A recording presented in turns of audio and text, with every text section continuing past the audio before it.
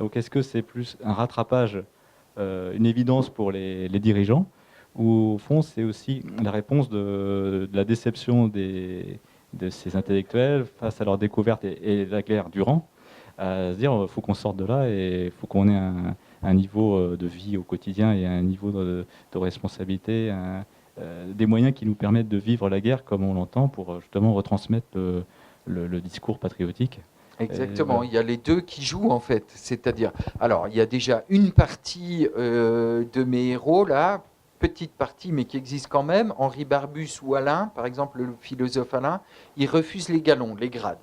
L'armée leur propose et ils disent non, non, jusqu'au bout, voilà, je veux rester un homme du rang, etc., etc. Bon, mais il y a beaucoup d'autres auxquels l'armée dit au bout d'un moment, monsieur, qu'est-ce que vous faites là? Vous n'avez rien à faire là, vous n'avez rien à faire dans le rang. Un gars comme vous, d'autant plus, elle leur dit d'autant plus, hein, à cause des pertes. Vous savez que l'idée d'union sacrée après-guerre, elle vient du fait que dans l'infanterie en tout cas, le taux de mortalité des officiers est plus élevé que le taux de mortalité des hommes du rang. C'est une des raisons pour lesquelles la thématique de l'union sacrée a été aussi vive après-guerre. Donc, les officiers, pourquoi les officiers sont tués en masse, hein, aussi parce qu'on les envoie en tête pour guider les hommes quand il s'agit de sortir de la tranchée, de monter à l'assaut. Du coup, il est très fréquent que ce soit eux qui prennent les premières rafales de mitrailleuses dès qu'ils sortent, qu'ils montent sur le parapet de tranchée et qui s'engagent dans le no man's land qui sépare les tranchées allemandes et françaises du front. Donc, ils sont beaucoup, beaucoup tués et très vite, l'armée a besoin de faire un roulement pour retrouver à nouveau des officiers, remplacer ceux qui sont morts ou blessés. Du coup, quand elle trouve des gens qui sont surdiplômés dans le rang, elle leur dit tout de suite, monsieur, qu'est-ce que vous faites là? Vous n'avez rien à faire là. Vous êtes fait, vous savez parler aux hommes, vous avez des diplômes, vous êtes fait pour encadrer la masse des gens, etc. Donc, elle les promeut, hein, et ils deviennent assez rapidement, ils font 2 mois de formation accélérée et elle les renvoie au front comme sous-lieutenant, avec une ordonnance, avec un train de vie qui change. Et puis il y a ceux effectivement qu'elle ne prend pas tout de suite, et là vous avez raison, c'est exactement l'autre face mais du même phénomène. Assez vite, enfin, au bout de plusieurs mois de rang, en fait, comme simple soldat ou comme sous-officier, beaucoup d'entre eux vont en avoir marre quand même et vont dire, malgré leur volonté effectivement de donner l'exemple, etc., il faut que j'arrive à sortir de là. C'est bien normal et bien compréhensible, hein. Et donc, le problème, c'est que assez souvent, sauf pour les surdiplômés, par exemple les normaliens, ils n'arrivent pas, toujours en tout cas, à se voir octroyer par l'armée un poste à l'arrière. Par exemple, un poste de grade-papier ou un poste, ce qu'ils recherchent beaucoup, c'est un poste soit dans un état-major, bon, là ils sont vraiment assez tranquilles, pour être secrétaire dans un état-major ou ce genre de choses-là. Il y a une autre possibilité pour sortir des tranchées, c'est de devenir traducteur. Ils parlent presque tous une ou deux langues étrangères, allemand ou anglais. Donc ils peuvent servir de traducteurs auprès des Anglais puis des Américains à partir de 17. Et puis sinon auprès des Allemands dans le cas de prisonniers pour les interroger, etc., etc. Et puis sinon l'autre moyen en fait qui est le plus simple pour eux, hein, d'arriver à sortir du rang et sortir de la tranchée, c'est prendre du galon, devenir effectivement sous-lieutenant, parce que l'armée ne les laisse pas la plupart du temps revenir en arrière, hein, dans des postes effectivement plus administratifs. Donc, eh ben, ils deviennent sous-lieutenants, ils passent les épreuves pour devenir gradés et effectivement acquérir du galon. Et ils retrouvent en ce sens-là, hein, il faut bien voir, c'est ce que j'essaie de montrer très largement dans la première partie du livre. Toute la première partie du livre est consacrée à ça. Montrer la transposition des hiérarchies sociales du monde civil aux armées.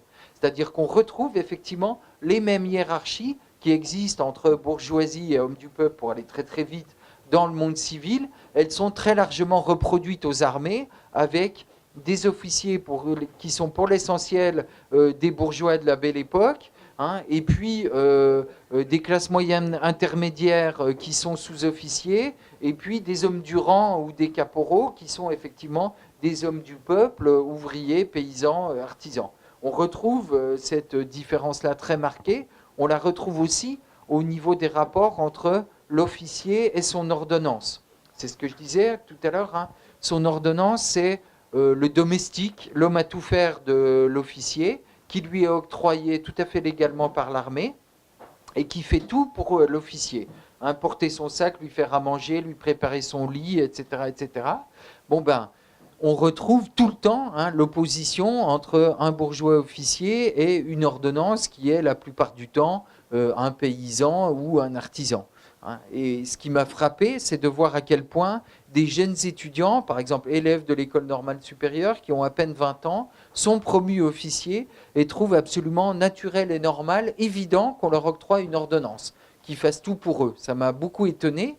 Et puis, en travaillant sur leur enfance et adolescence avant la guerre, eh ben, on peut expliquer assez facilement le fait qu'ils trouvent évident et naturel de se voir octroyer un domestique aux armées, en fait, c'est le fait que la plupart du temps, ils en ont eu. Ils ont eu ce personnel de service dans leur enfance et leur adolescence, dans leur famille bourgeoise, qui avait au minimum une bonne, et puis souvent une bonne, une cuisinière, et puis une Fräulein ou une Miss pour leur apprendre une langue étrangère, voire une gouvernante à la maison, etc., etc. Donc ils sont habitués à ça, et en ce sens-là, la guerre ne change pas grand-chose en fait à cette situation. Oui, je voulais vous demander si vous avez quand même ressenti des écarts au fil de la guerre par rapport à ce goût pour l'héroïsme. Vous l'avez dit, avec le prolongement de la guerre qui devient de plus en plus dur, qui est de moins en moins héroïque. Est-ce que aussi il y a une évolution de ce volontarisme? Il y a quand même des remises en cause au fil de la guerre, parce que votre témoignage porte surtout sur la première moitié, j'ai l'impression, du conflit. Oui, est-ce que vous le ressentez autant après? Parce que le fait est qu'effectivement, parmi les 42, c'est vrai, c'est important d'avoir ça en tête. Beaucoup d'entre eux, notamment les plus célèbres, partent avec la mobilisation en 14. Donc il faut bien savoir que parmi les soldats qui partent en août 14, très peu vont au-delà de 1916 pour une raison très simple, c'est qu'ils sont très souvent tués ou grièvement blessés, donc réformés, avant cette date. Beaucoup d'entre eux, c'est le cas, il y en a de très célèbres, dont Maurice Genevoix, dont Guillaume Apollinaire, etc., qui sont blessés très tôt, en tout cas avant 1917, en tout état de cause.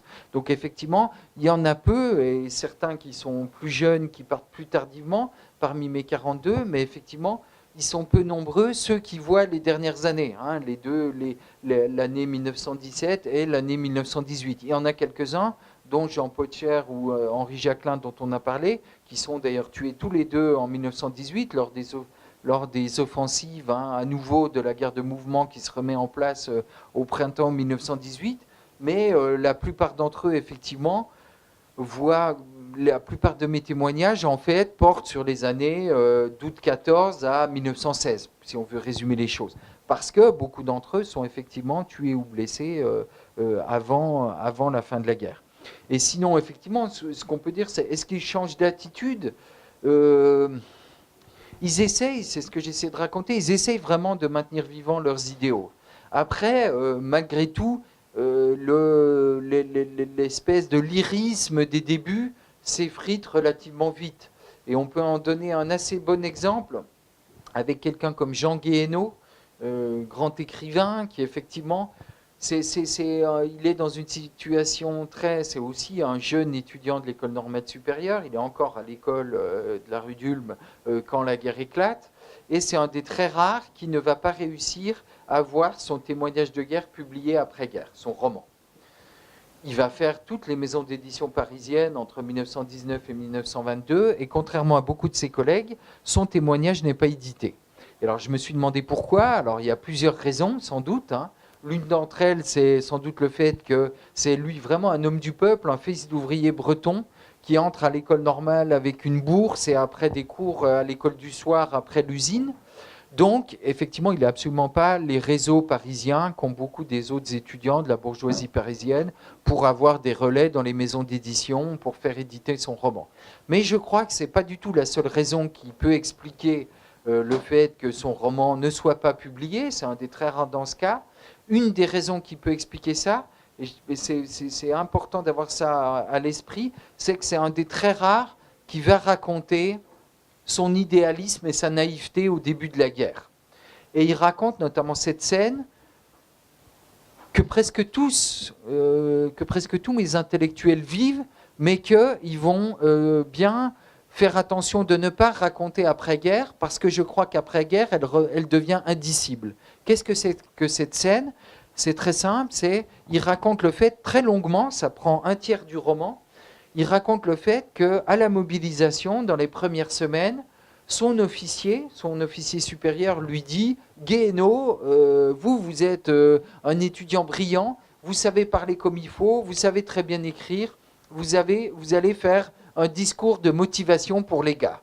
Vous allez m'écrire ça, et puis vous allez faire un discours, des belles phrases pour les mobiliser, les motiver à aller combattre comme il faut. » Et alors Guéhenno, en bon élève qu'il est, fait exactement ça, passe de longues heures le soir à préparer son texte, écrit un très beau texte, mais hyper lyrique, avec plein de belles phrases, plein de grands mots, etc., etc. Et il raconte, là, ce que j'ai raconté tout à l'heure, il raconte qu'il monte sur son estrade, il fait son grand discours aux gars, et puis il voit en gros que ça tombe complètement à plat, que ça ne marche pas. Il raconte cette déception-là, et il raconte cette espèce de naïveté fondamentale qu'avaient beaucoup des intellectuels dont je parle. Mais du coup, je crois qu'effectivement, en 19, raconter une telle scène, c'est quelque chose qui n'est plus dissible. Et que c'est une des choses qui explique le fait que son roman n'est pas publié. Pour le dire autrement, on ne peut plus dire après-guerre, quand on dit, vous voyez, vous connaissez peut-être la devise de l'Union nationale des combattants, unis comme au front. Quand on a cette devise autour de l'union sacrée, unie comme au front, on ne peut plus expliquer qu'en tant que jeune étudiant de 20 ans, on a voulu amener comme un seul homme les hommes à la boucherie. C'est très difficile d'expliquer ça, de dire oui, je l'ai fait, je les ai incités à aller combattre comme un seul homme. Et c'est effectivement, je crois, une des choses qui n'est plus racontable, qui n'est plus dissible après-guerre, et qui explique qu'effectivement, ils soient revenus petit à petit sur leurs idéaux. Mais plutôt en sortant de la tranchée qu'au moment où ils y étaient. Parce que c'était très difficile de rompre avec ce qu'ils étaient. Voilà. Quand ils étaient encore en plein dans la tranchée. Oui, surtout que vous expliquez que la violence est vraiment chez eux. Enfin, au niveau de la violence, c'est un rapport de différence de classe important. Et vous expliquez que justement les classes populaires, les paysans, ne sont pas plus insensibles à la douleur. C'est souvent finalement les intellectuels qui vont parfois réagir plus durement aussi. Et en même temps, il y a cette confrontation entre la dénonciation de l'aspect un peu bestial des tireurs qui ont été envoyés tuer des adversaires, et en même temps, c'est eux qui transmettent, qui donnent cet ordre, et ils sont toujours cet intermédiaire. Exactement. C'est tout à fait frappant de voir que souvent ils trouvent que effectivement les paysans sont un peu bas du front, tirent vite sur l'ennemi, voilà, tout en se rendant pas compte ou en faisant semblant de ne pas se rendre compte que c'est eux qui donnent les ordres. Parce qu'en l'occurrence, très souvent, ils sont en position d'officier ou de sous-officier, et c'est eux qui ordonnent le tir, d'ouvrir le tir. Là, la scène que vous racontez est extrêmement frappante, d'une violence sociale absolument extrême. C'est-à-dire que c'est un officier, là encore un élève de l'école normale supérieure, qui dit dites-moi les gars, quel est le meilleur tireur d'entre vous? Bon, il y a les autres gars de sa section lui disent c'est un tel. Alors il dit il y a un brave paysan un peu bas du front qui dit donnez-moi un fusil. Bon, il vise, il tire. L'autre dit la tête de l'Allemand en face éclate. Et il dit là, il a cette espèce de phrase un peu bête, quoi, dans laquelle il dit je pense que c'est peut-être, et quand je pense que c'est peut-être un de mes collègues intellectuels allemands de l'autre côté de la tranchée, et le tireur a une espèce de sourire bête après avoir été content de bien viser et d'obtenir sa cible, quoi, en fait. Et tout en se rendant pas compte, ou encore une fois, en faisant semblant de ne pas se rendre compte, c'est lui qui a donné l'ordre de tirer, de viser et d'abattre l'Allemand qui avait imprudemment sorti la tête de la tranchée en face. Donc effectivement, on retrouve là encore des situations de différence et de violence sociale extrêmement marquées, ou de domination sociale plutôt extrêmement marquée. À un moment donné, vous expliquez donner l'exemple, tenir son rang. Et j'ai trouvé que ça résumait bien l'esprit de ces intellectuels. C'est ce qu'ils font, du moins, c'est ce qu'ils font, c'est ce qu'ils essayent de faire, en tout cas, tout au long de la guerre. Oui, exactement. J'ai besoin d'un mot de la Merci fin. beaucoup. Non, c'est moi. Merci beaucoup de la part de la librairie. Et j'ai oublié de préciser, vous étiez donc chercheur au CNRS, à Paris maintenant. Voilà, je devais le dire. Merci encore, Monsieur Mario. C'est moi, merci.